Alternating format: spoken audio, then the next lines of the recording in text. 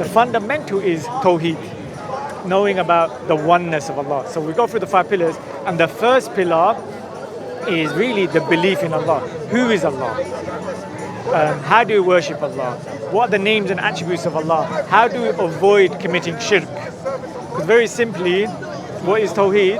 Very, very simply, excluding the 3 elements I've mentioned to you before, in regards to the oneness of His names and attributes, the oneness of worship, the oneness of worship, lordship, it comes down to, it's the opposite of shirk. Do you know what shirk is? Shirk is faithlessness. Yeah? Close. It's making partners with Allah. It's the opposite of Tawheed. Right. So worshipping other than Allah, giving the divine attributes to anyone other than Allah. And I just want to recall a quick experience I had when I was in my school, secondary school. My kind of disconnect from religion came from RE. I had an atheist. Back in the days, there was a big push that the best person to teach RE would be... Not me. Not you. Best person to teach RE is someone who doesn't have faith. And I think that's just very strange. Say that again, sorry. Best person to teach RE? Is the neutral person, Yeah, no. the person who doesn't have faith, who's an atheist. And I found that they were asking me profound questions, and I'm like, I don't know the answer, which made me question my faith, rather than making me have an understanding of religion, because I don't think atheists are neutral. I think they have their bias towards Atheists atheism. are not neutral. Thank you. Thank you. They like to say they're neutral, but they're not neutral. It's a very distinct mindset, Yeah. very distinct worldview, and it is as much a religion as any theistic religions are. Definitely, and I think has the West England, like, they've moved away from having atheists teaching RE, or because again I'm going back. I wish they would. We still have atheists teaching RE, and I don't think it's. Do you have guest good. speakers from different faiths to actually talk Not about as often as I would like. But that's part of it. Because Yeah. I think it's nice, like going to other faith places, like yeah.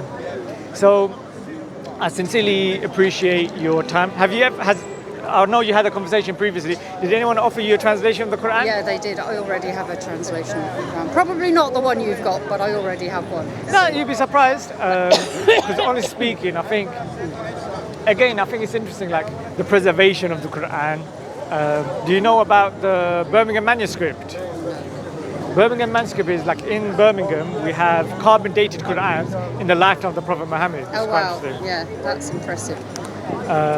And then it's like, yeah, and I feel like that's the kind of elements, because you know what Hafiz is, right?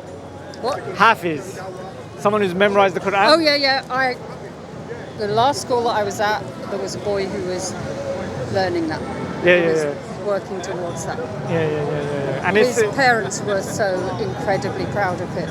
Yeah. Because it's such a big thing to do.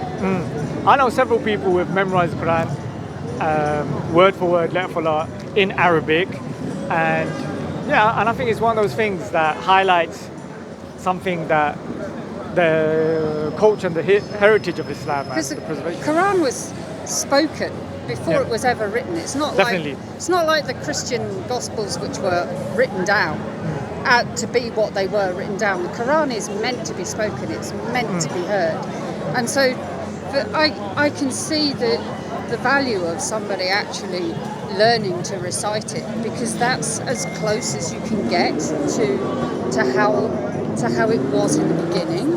I think that's an incredible thing to do. I genuinely think it's really impressive, and it takes so much time and so much faith and so much commitment to do that. Oh, thank you, very kind. I'm conscious of time. Yeah. I want to quickly ask your experience of Christianity and why Christianity, as someone who has a good understanding of other faiths or teaches Why other faiths. Christianity? Basically because I grew up in a, I wouldn't say I had a Christian family, but growing up in England at the time that I did, Christianity was the dominant religion. If you wanted to do any youth clubs and things, they were all at churches. I started going to the church because I was in the girls' brigade, and seeing the people and seeing the faith and seeing their commitment to God and to each other, in the end, that was what held me. That's why I believed myself. And it's why, even though I've had journeys outside of faith in my life, that's the one that I always come back to, because that's where I started from. I've got a question for you. Jesus Christ, God or sent by God? Wow, there's a question I can't. For me, as a Christian, I believe that Jesus Christ is God the Son, God who came in a human form, and I'm going to always believe that. But I think Can I just say one thing? Can I just finish? There are a lot of people who don't believe that. There are a lot of people who believe that Jesus was a man who was sent by God. There are even people within the Christian orbit who think that Jesus was a man who was sent by God. But whichever you take, what is more important than the fact or otherwise of whether Jesus is divine is what he said, what he taught, what he wanted people to do and believe, and to treat other people with respect and compassion and love and generosity. And the teachings of Jesus, for me, are what's most important, more than the whole salvation and all the rest of that stuff. What Jesus taught is applicable to everybody, whether you actually believe in him or not. So that's a very interesting point, and I believe it's unique, and I respect that position, because often a lot of people go into salvation and the blood sacrifice rather than actually let's follow the teachings of Jesus Christ. So I'm going to hold you to that, which was the point I wanted to ask you for clarity on, because you said God the Son. yeah.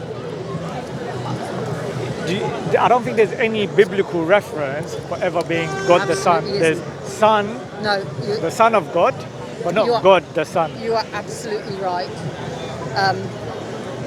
And the doctrine of the Trinity, which calls Jesus God the Son, it was developed in the 4th century AD, thereabouts, and is not found in that form in Scripture. There is talk about incarnation of God becoming human, but no, the phrase God the Son was developed in the So what would you 4th say? century. How would you substantiate your belief that Jesus Christ is God? It's just Through the statements of Jesus Christ, because you're telling me about what Jesus Christ taught. We should follow what Jesus Christ has taught. So I would argue, and again, this is a very layman position. Because Jesus says, "For God so loved the world, he gave his only Son." Only begotten himself, Son, yeah. His only begotten Son, meaning himself. So that's what he means. And I know in Islam, you can't, God begetteth not and is not begotten. We're going to leave that to one side. I understand that you can't accept that. But do I understand it? No, I don't. Do I accept it? Yes, I do. I don't have to understand everything. It's not about understanding. It's about Jesus Christ's teaching. Because even if I think contemporary scholars backed by 50 denomination of churches actually took out that verse, John 16:3, 3:16, yeah, thank you. Saying as a concoction, as in it's so tricky, isn't it? Because when I was studying theology, we did this thing about how can we be sure that Jesus' sayings were authentic? That he said what we say he said, and it wasn't made up by the church. And they came to the conclusion with all these things that there were like 16 things which they were absolutely sure that Jesus probably said, okay? Absolutely sure that he probably said it. Yeah. So you get that thing. But my feeling is Out of those that- 16 things, is any of it claiming divinity? Because even if we went with Jesus Christ, God so loved the world, sent his only begotten son, no, it doesn't I make him don't- divine. That's I'd not argue. that one doesn't make the cut.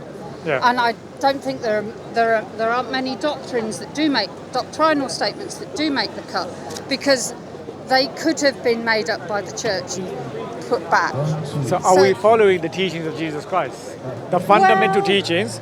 Because even there's a sign that quotes the Bible, quotes the Old Testament, quotes the Quran, and I think that's the same message in regards to Mark 12:29, where Jesus Christ was asked, The thing with this verse here, the only one God thing, Yep. that one doesn't make the cut either, because Does it that not? can have come from earlier. So anything that can definitely have been So even though it's red letter, yeah, it doesn't make the cut. Even anything which could have come from before or may have been put in afterwards doesn't make the cut. So, but Who decided the cut, by the way? Sorry, just it's done by a whole bunch of scholars. But have some more water. my feeling is this, that the people who made the Gospels, the people who wrote the Scriptures, were not trying to pull a fast one. They were not trying to deceive people. They weren't trying to lead people astray. What they were trying to do was to lead people to what they believed was the ultimate truth. So these were people who may have got things wrong, but were acting in good faith. And I think that's enough for me. Because I don't want to speculate in regards to the intentions. Because I think it's a key point you made in regards to following the teachings of Jesus Christ. So what would you say is the core teachings of Jesus Christ? Love God, love your neighbour as yourself. That's it in 2 sentences. That's what Jesus said was his teaching in 2 sentences. 2 questions for you, quite deep in theology. Can God have a God? And can God have limited knowledge? Those are heavy questions. Can God have a God? God is his own God. So God isn't his own God. God is God. God is God. So he wouldn't have a God. There will be no other God. So God is God. Because it's blaspheming statement. God having a God doesn't make sense. It's a contradicting statement, and I agree with you. And the other question in regards to, can God lack in knowledge or have limited knowledge?